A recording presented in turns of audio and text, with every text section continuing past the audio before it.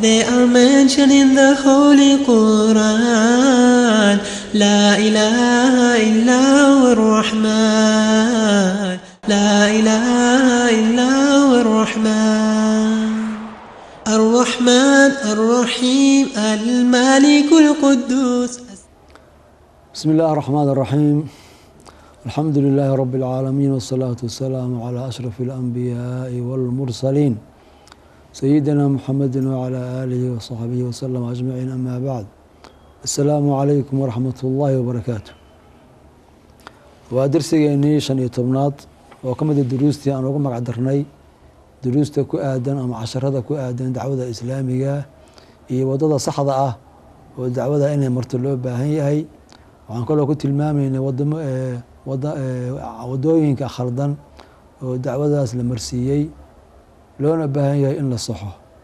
waxaan ugu dambeeyey wadada ifraadka ku salaysan iyo xadgudubka ku salaysan ee dacwadan islaamka dhibka ay u geysatay,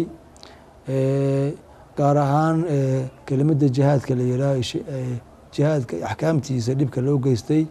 iyo meesha la gaarsiiyey ayaa nagu dambeysay. marka darsigan waxaan ku eegeynaa jihaadkii khaldanaa oo nimankaas ay sameeyeen, welina ay sameynayaan. jihaadkaasi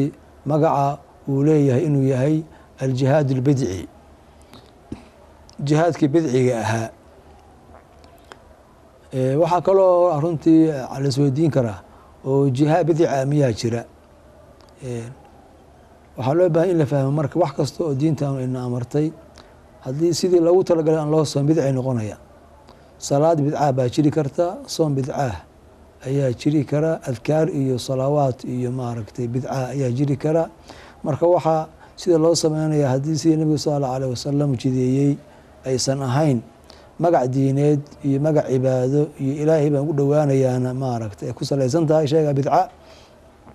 ayuu noqonayaa. marka jihaadka aan waafaqsanayn jihaadkii nebiga sala allahu alayh wasalam oo wadadiisii aan haynin oo axkaamtiisii iyo aadaabtiisii khilaafsan, jihaadkaas jihaad bidci ah weeye. wuxuuna la mid yahay salaad khilaafsan sidii nebiga sal allahu alayh wasalam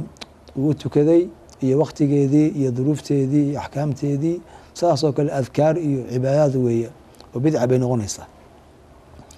intaa waxaa ku dheer culummadeen jazaahum allahu khayran wayba ay sheegeenba inuu jiro jihaadi bidci waxaa la yidhaha inuu jiro, wayba ay sheegeen oo maaragtay bidcada keliya inay ku kooban tahay baabkan wardiga iyo waxaa la midka keliya inaysan ahayn waa inoo sheegeen. shaykhulislaam ibnu taymiya raximah allahu tacaala ayaaba kala qaaday jihaadka oo u kala qaaday jihaad sunni ah iyo jihaad bidci ah. wuxuu leeyahay wاlkitaaba wالsunة mamlu'aani biاlamri biاljihaad wa dikri fadiilatihi. kitaabka iyo sunna nebiga sal اlه alيه wasalam waxaa ka buuxuu leeyahay amrahayo jihaadka iyo fadligiisana la sheegahayo. laakin yajibu an yucrafa aljihaad الsharci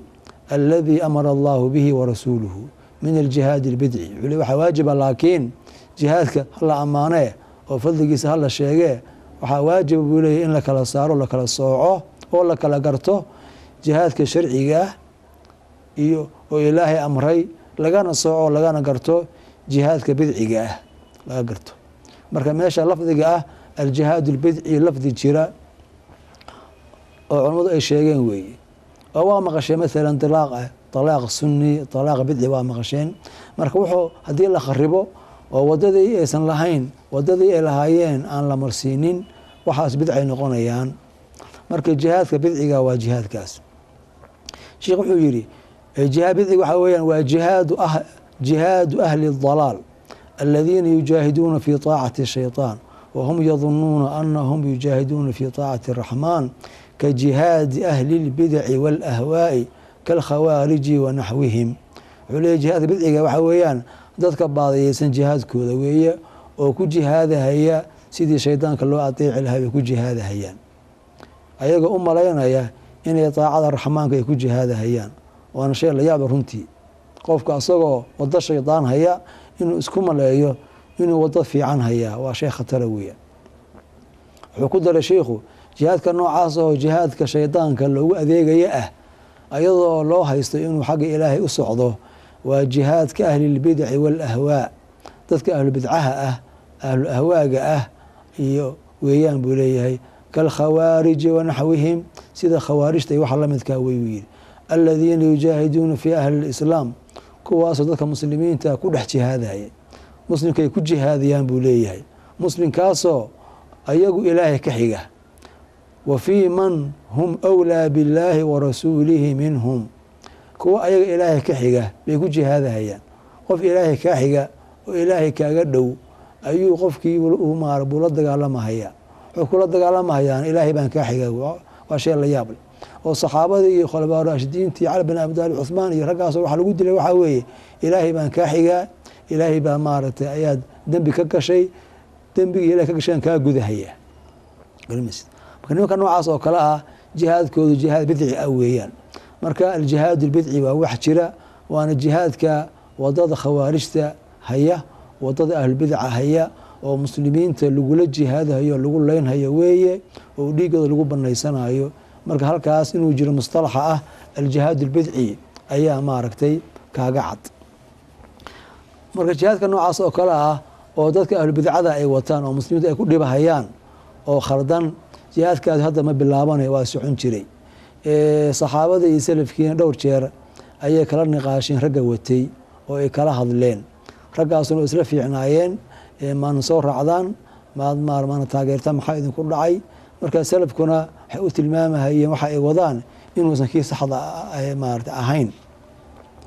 marka dhowr xadiid ama xewaar dhex maray nimanka noocaas iyo rag saxaabada ka mid a ayaan ku soo qaadayna insha allahu tacaala darsigeen inta ka hartay xadiidkan axaadiista qaar baan soo marnay waxaan soo marray xadiidkii sacdi radia allahu canhu sacd bin abi waqaas maxaa markii uu yidhi anigu qofna dili mahayo ninka la yidhaha usaama ibnu zayd ayaa anuga ka dambeynaya ninkaasaan u dabagelahayaa wixii dagaalka ah oo xadiidkii dheera ku saabsanaa markii usaama ninkuu dilahaya wey marka sacd bin abi waqaas ayaa wuxuu leey anigu dagaaladan la isleynayo oo muslimiintu islaynaya wuxuu anigu geli mahayee usaamaan ku dayaanayaa siduu wax yeelaan yeelahayaa markaasaa waxaa la yidhi faqaala rajul nin baa wuxuu yidhi hadda markaad waxaa ka dhacaysaa meesha markaas fadhi baa imaanay haddaan dagaalamaynin waad fadhiisanaysaa dagaalkii jihaadkii oo ka fadhiisanaysaa ilaahayna wuxuu yidhi soo muusan odhan sacdow waqaatiluuhum xataa laa takuuna fitna wayakuuna addiinu kulluhu lilah la dagaalama gaalada ilaa fitno la waayo diinkan ilahi subxana watacaala uu yeesho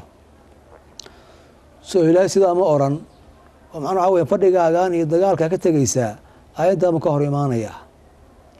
faqaala sacd wuxuu yidhi qad qaatalnaa xataa laa takuuna fitna annagu waan dagaalanay ilaa fitno la waayey waan dagaalanay ilaa fitno la waayey wa anta wa asxaabuk adigay asxaabtaaduna turiiduuna an tuqaatiluu xataa takuuna fitna adigii asxaabtaaduna waxaad doonaysa inaad dagaalantaan ilaa fitno la helo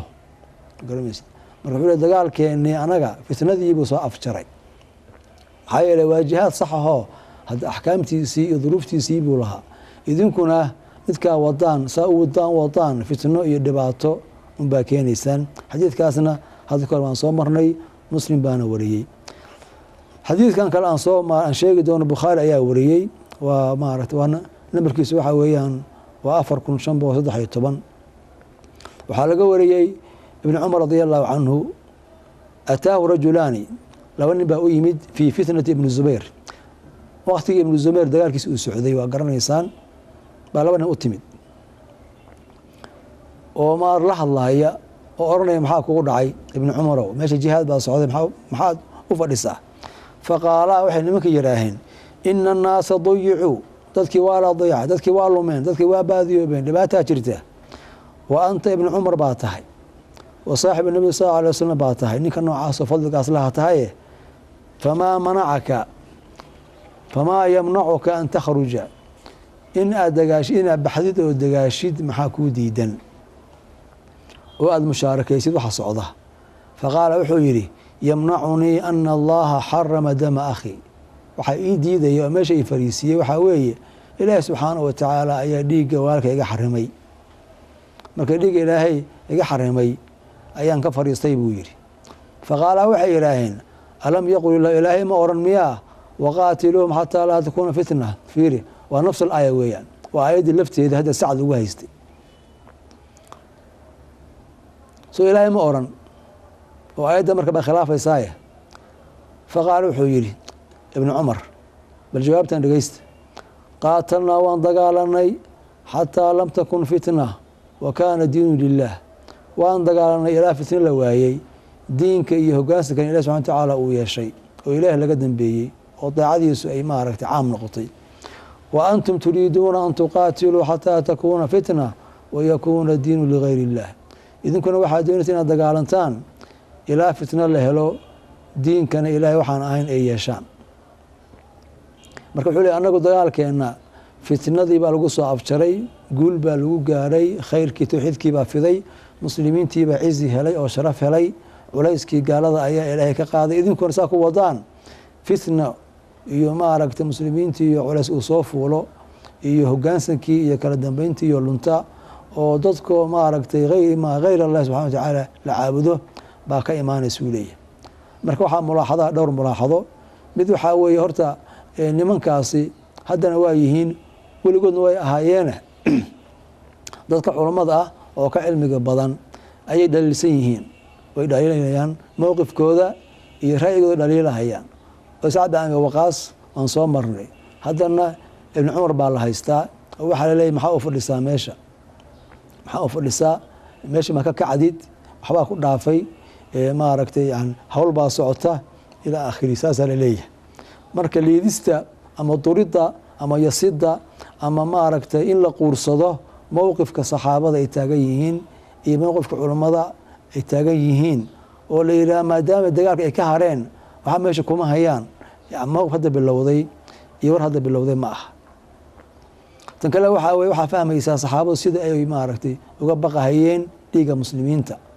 oo nin kasta wuxuu ku cileeyey inuu ka baqahayo inuu dhiig aan xaqayn u daadiyo. saddexaad waxaa weeye aayadda la daliishanayo, oo isku hal aayad baa la daliishanayaa oo maaragtay ilaa hadda ilaa yoomina haadaan waa maqlaysa ayadda ayadoo la sheegayo oo maaragtay meelaha munaasabkeeda ee la dejinayo waa maqlaysaa. waxaa kaloo fahmaysaa fiqhiga saxaabada ridwaanullaahi calayhim ay u leeyihiin wuxuu hadday waddo khaladahayaan guul lagama gaarahayo, wayna qiyaasahayaan ayagu, wayna yaqaanaan, wayna u muuqatay runtii saas ayaa noqotay. marka waxay kala saarahayaan dagaalkii guusha lagu gaaray oo lagu liibaanay oo lagu canamaalay oo fitnadii looga baxay iyo waxaan iyo fasaadkan iyo fawdadan socoto oo dhib un keenaysa ayay kala qaadahayaan. riwaayaadka qaarkood ibnu cumar radi allahu canhu waxaa lagu yidhi maxaa kugu dhacay adigu, sanadna waa xajinaysaa, marna waa cumraysanaysaa, meelahaasaad iska cibaadaysanaysaa, wadadii loo baahna ma aad maaragtay jihaadkiina kuma jirtid.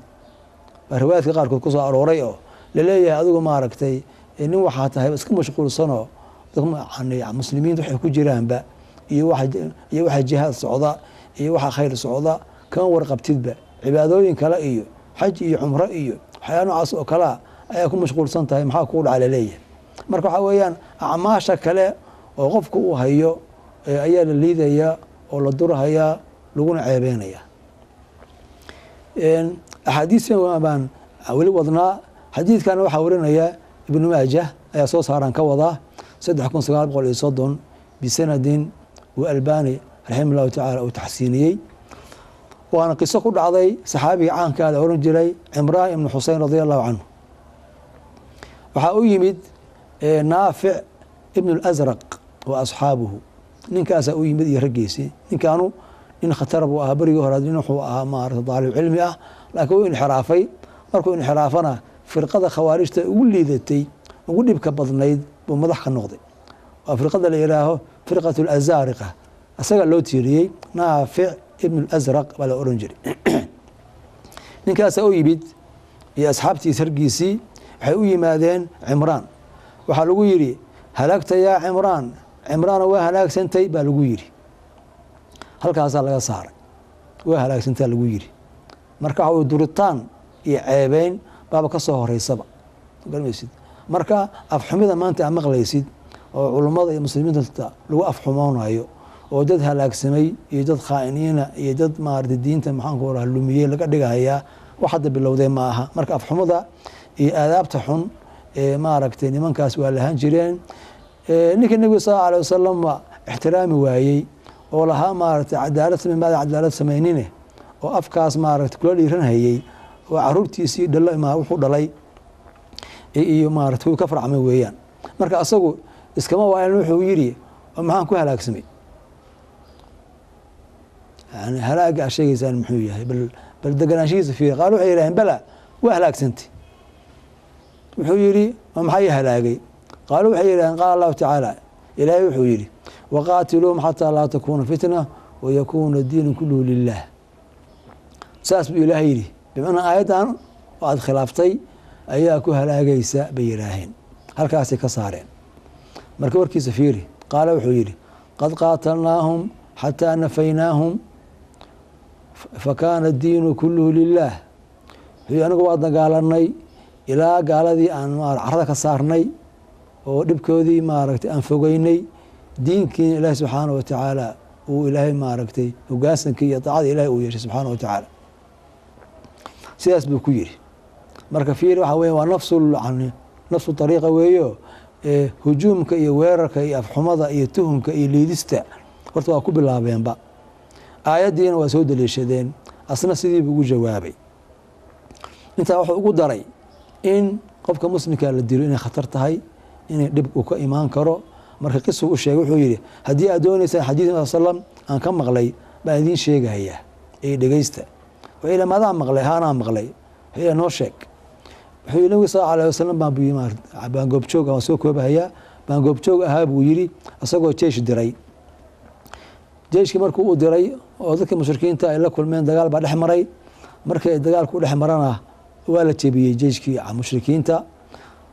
marka wuxuu yidhi nin kamida dadka muslimiinta ah oo qaraabadeeda kamid uu yidhi aan xigta isku nahay buu yidhi ayaa nin kamida mushrikiintii cayrsaday oo waran ku cayrsaday markii uu dul yimid oo warankii inuu ku dhufto uu rabo ayuu ninkii wuxuu yidhi ashhadu an laa ilaaha ila allah inii muslim buu yidhi waa shahaatay muslim baa ahay buu yidhi wuxuu yidhi fatacanahu faqatalahu ninkii buu ku dhuftay warankii waana uu dilay saasa dhacday buu yidhi ninkii marka wuu soo baxay buu yidhi markii lasoo noqday nabi sal slam buu u yimid faqaal yaa rasuula allah halagtu waan halaagsamay buu yidhi marka waan halaagsamay buu yidhi qaala wama aladii sanacta maxaa samaysay mara oo maratayn marka ninka dilay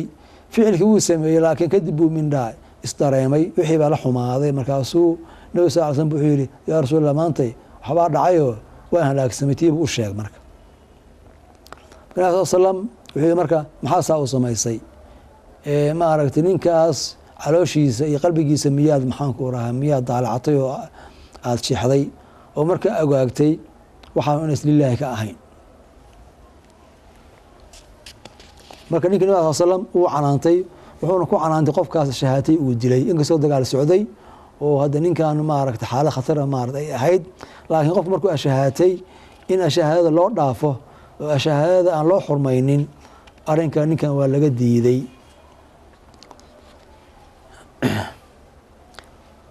marka ninkii nabi sal slam wuu ka aamusay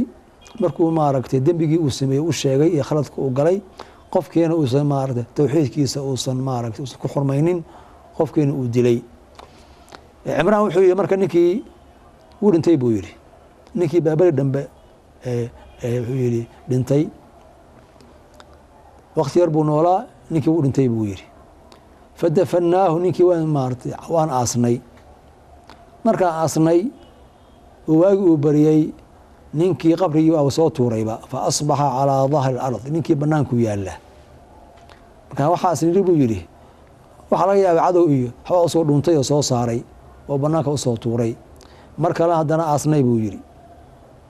waan aasnay waxaan amarnay in wiilasheenna qaar ka mida ay waardiyeeyaan si aan ninka loo soo faginoo banaanka lagu soo saarin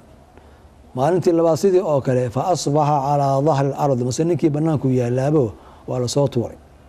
markaas waxaas niri buu yidhi waxaa laga yaaba inay wiilasha ay seexdeen baa laga yaabaayo ay maaragtay ay seexdeen oo intay jiifeen lasoo fagay bal annagu aan aasno aan waardiyeyno ninkii baan aasnay annaga lafteenna baa waardiyeynay buu yidhi haddana wuxuu yihi ninkii qabrigii baa soo tufayba annagoo joogna markaasaan garan ninkan in meel kale laga haystuu yidhi markaasu wuxuu markaan aragnay ninkan inuusan qabri uusan aqbalaynin oo dhulka uu diidan yahay buu yidhi fa alqaynaahu fii bacdi tilka shicaab meelahaas godadkaas iyo meel maarata waadi ah baan ku turnay buu yidhi nabi al slam baa loo sheegay arrinkii asaga ahaa marka nebigu wuxuu yidhi buu yidhi ina alarda lataqbalu man huwa sharun minhu dhulku qof asaga ninkaa ka xun bay aqbashaa oo maaragtay inta lagu aaso aysan soo saarine ilaahay baa wuxuu jeclays inuu idin tuso qofka muslimka dhiiggiisa xurmada uu leeyahay walaakina allah axaba an yuriyakum tacdiima xurmati laa ilaaha ila allah ilaahay baa doonay inuu idin tuso xurmada elada laa ilaha ila allah oo ninkii uu dilay dhiiggiis baa loo haystaayo marka dhiiggaas xurmadiisa baa laydin dareensiinayay dhulkaanu dad fara badan oo ninkan ka liita ayaa lagu aasaayo u aqbalaayo uusan maaragtay soo tufin marka meesha waxaa ka cad buu leeyahay cimraan bin xusein qofka muslimka oo la dilaahi khatarta uu leeyahay marka anigu wuxuu leeyahay diyaar maaragta maahi hawshaasna uma socdo kumana jiro maxaa yeelay maaragta darsigaas ayaan soo arkay buu yidhi marka nimanka waa in dhalinyara iska ordahaya wey halkaas saxaabada waxay soo arkeen iyo khibrada ay hayaan iyo ay aragga ay yihiin niman ka warqaba ma ay ah garatay warkoodiina waa diidan yihiinoo kuwaana qaadan mahayaan waxna ka yeeli mahayaan bal waa la durayaayo waxaa laleeyahay waa halaagsantay waxaa meesha kuma haysid qur-aankan khilaaftay baa laleeyahay waxaa laleeyahay waa iska cibaadaysanaysaayo xaj iyo cumro iyo waxaan loo joogin ayaad maarata mashquul ku tahay kuleeyihiin marka waxaasoo dhan yani maxaanku rahaa xiwaarkan dhex maray saxaabada iyo nimankaas baadiyeysna khawaarijta ah waxaa ka fahmaysaa hadallada maanta la sheegayo xujooyinka maanta la sheegahayo maanta sida loo dhaqmahayo dhaqankani waxaan oo dhan kulligood waxaas odhanaysaaba ayadoo sideedii oo lasoo guuriyey oo mar kale soo noqonaysa taariikhda soo noqonaysa ayay u muuqataa marka waxaa loo baahan yahay inaan maaragtay maxaanku rahaa aan ku waana qaadano xiwaaraadkaas qofka maaragtay khaldan oo qulubi uu ku jiro oo wadadii nimankan hadda saxaabada la doodaya ninka wadadooda haya wasgaranhayaaye oo dabeecadoodii leh oo dhaqankoodii leh oo daliilkooda daliishanhaya oo siday wax yeeli qofkaas ilahi subxana wataala inuu maarata u toobad keeno oo isfahmo ayaa loo baahan yahay maxaa yeele waxaana taariikhdii iyo axaadiis nabiga sal allahu alayh wasalam iyo wixii saxaabadiisu ay la kulmeen ayaaba maar noo cadaynaya waxaan kusoo khatimayaa sacd radi allahu canhu oo sidaan oo kale asna maaragta mar kale inta la yidhi ka jawaabay oo caddeeyey oo yidhi anigu maaragtay maxaanku iraahaa waan jihaaday oo waan dagaalamay wa ana acrifu ljihaad anigoo jihaadkaas garanaya macnihiisa oo maaragtay waddadu ay caddahay ayaan dagaalamay buu yidhi waa ninkii caankayo la yaqaanay oo fadliga badnaa oo ilaah subxana wa tacala futuuxaad fara badan gacantiisa ku furay laakiin maanta wiilal yaryar niman yaryar oo godolka soo gaar ah ayaa maarata jihaadkiiba ka tagtay jihaadkan maxaanku raama jihaadid fadiila ku dhaaftay ayaa la odhanayaa waa nin maxaanku raa beder iyo khasawaadkii dhan xaadiray waa ninka nebigu sal allahu alayh wasalam isagoo xanuunsan markii maka la furtay intuu u yimid uu yidhi maar dhiman mayside ilaahi subxaana wa tacala cimrigaaga uu dheeraynayaa ilaahay uu dadna kugu anfaco dadna kugu dhibo haddii dad fara badan ba ilahay ku anfacayo futuuxaadka faraha badan gaar ahaan dee macaarigtii qaadisiye iyo oo ardu faris ka dhacay ninkii hogaaminayey ayuu ahaa oo intaasoo guul ayuu soo hooyey maantana niman maxaanku rahaa waxaasoo dhan ba aan ogeyn oo fadaaishii lasoo maray iyo raggan darajada ay leeyihiin o dhan ba ilowsan ayaa hadda maarata indha cadaynaya oo odhanaya waa halaagsantay waxaa meesha kuma haysid jihaadkii baa ka hartay dadkii baa la dayacay waxaas ku akrinayaan maantana waa sida oo kale weeyaan marka maaragtay maxaanku rahaa dadku waxa ay leeyihiin ama fadaaisha ay leeyihiin ama acmaasha ay soo qabteen ama waxa maaragtay guula ilahi subxana wataala ummadda uu siiyey la qiimeyn mahayee wuxuu inay hadda bilow yihiin oo hadda ka horba aan maaragta waxaan la samaynin hadda ka hor waxa aan la arag hadda ka hor usan cilmi jirin oo kale ayay maxaanku kaaga dhigahayaan marka waddada saxaabada in anagu aan qaadno ayaa loo baahan yahay oo siday dhiigga muslimka looga baqahayeen aan uga baqno siday u kala fahamsanaayeen jihaadkoodii futuuxaadka iyo farajka iyo barwaaqada keenay iyo fawdada iyo fasaadka nimankan ay wadaan siday kula fahamsanaayeen oo ay lahaayeen waxa ay wadaan meeshay ku dhammaanayaan anigu waa garanaynaa waa fasaad waa fitno waa muslimiintii iyo culaysku uu ku soo cusboonaado ku soo ziyaado weeye waana waxa maanta horteena yaala inta muslimiin la laayay inta muslimiin faqiirtowday inta muslimiin gaalo gacanta ka horsanaysa inta gabar muslim ah maxaan ku iraahaa maaragtay sharafteedii cirdigeedii intuu dayacmay meel cidlaa laga helay oo maaragtay maxaan ku duruufo adag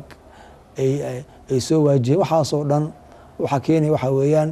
waa jihaadka bidciga oo duruuftiisii iyo axkaamtiisii iyo aadaabtiisii aan lahayn